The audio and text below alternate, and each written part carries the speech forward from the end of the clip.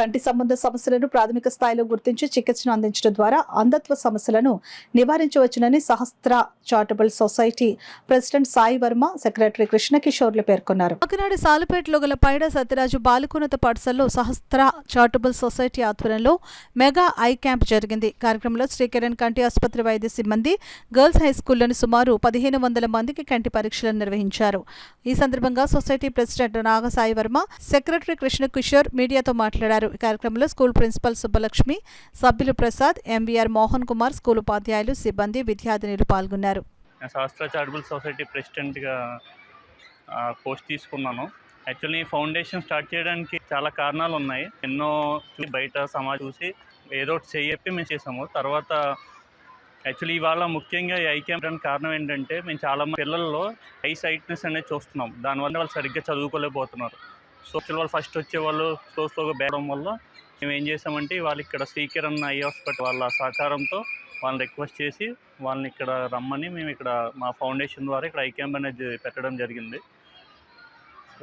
And specs కూడా శ్రీకిరణ్ సహకారంతో and మా చారిటబుల్ సొసైటీ ఆధ్వర్యంలో వాళ్ళకి ఎవరికైతే ఐ సైట్నెస్ వాళ్ళకి ఫ్యూచర్లో వాళ్ళకి అందిస్తామండి. ఇక్కడ కూడా శ్రీకిరణ్ ఐ హాస్పిటల్ వారి సహకారం వాళ్ళ డాక్టర్స్, డాక్టర్స్తో ఐ క్యాంపు నిన్న ఇవాళ చేయడం జరుగుతుంది.